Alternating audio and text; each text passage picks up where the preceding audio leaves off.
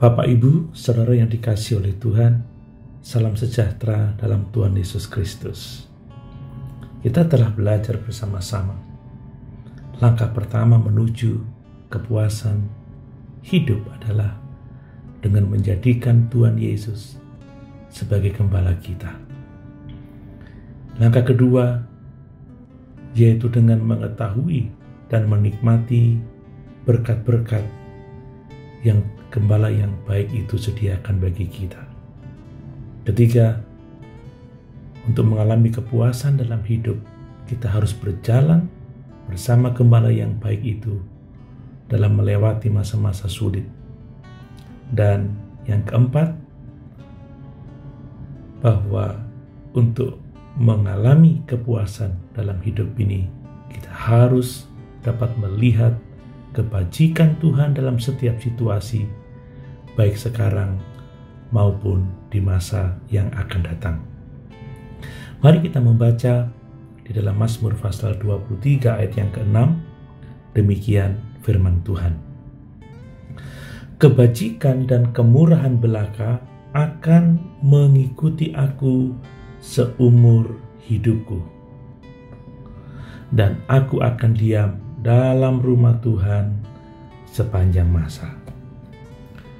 Ada dua hal yang selalu mengikuti domba-domba Tuhan terus-menerus, yaitu kebajikan dan kasih-Nya. Seluruh dunia mengejar kebajikan dan kasih, tetapi kebajikan dan kasih setia Tuhan itu mengejar kita. Rasul Paulus dalam Roma 8 ayat 28 mengatakan, kita tahu sekarang bahwa Allah turut bekerja dalam segala sesuatu untuk mendatangkan kebaikan bagi mereka yang mengasihi Dia, yaitu bagi mereka yang terpanggil sesuai dengan rencana Allah. Ingat kisah Yusuf yang ditulis dalam Kejadian pasal 37 sampai pasal 40. Dalam hidup ini kita mungkin mengalami pencobaan yang sangat berat, bahkan mengerikan, yang tidak bisa kita pahami dalam waktu-waktu tertentu.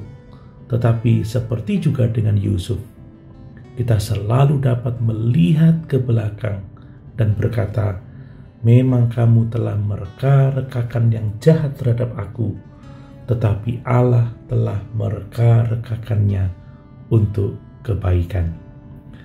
Bapak, Ibu, Saudara yang dikasihi oleh Tuhan, tidak hanya itu, masa depan kita sebagai domba-domba Tuhan sungguh aman. Kita akan selalu berada dalam rumah Tuhan, dalam kehidupan ini dan dalam kekekalan. Tuhan sangat mengasihi dan peduli pada kita. Kita adalah domba yang paling diberkati di dunia. Jadi mengapa kita harus pergi kepada gembala-gembala palsu yang ada di dunia ini? Pikirkan dalam frasa diam dalam rumah Tuhan adalah tentang persekutuan yang sebenarnya dengan Allah sebagai anggota rumah tangganya. Seperti yang Paulus katakan dalam Roma 8 ayat 36 sampai 37. Meskipun dunia menganggap kita sebagai domba-domba sembelihan, tetapi bagi Tuhan kita lebih daripada orang-orang yang menang oleh Dia yang mengasihi kita. Bapak, Ibu, Saudara yang dikasihi oleh Tuhan, apakah Bapak, Ibu, Saudara adalah domba-domba yang puas di padang rumput Tuhan? Apakah Bapak, Ibu, Saudara setiap hari berjalan dalam kesadaran dan sukacita, menikmati semua kekayaan rohani yang menjadi milik Bapak, Ibu, Saudara di dalam Kristus?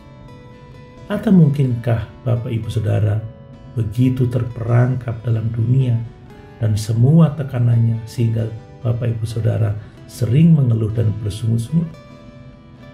Roh yang menggerutu berarti Bapak, Ibu, Saudara tidak menikmati pemberian yang murah hati dari gembala yang baik itu. Bapak, Ibu, Saudara kekurangan kepuasan yang telah Dia anugerahkan bagi Bapak Ibu Saudara. Mari jadikanlah Tuhan Yesus sebagai gembala pribadi.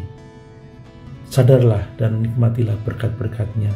Berjalanlah bersama Dia dalam pencobaan dan lihatlah kebajikan-Nya setiap saat untuk selama-lamanya.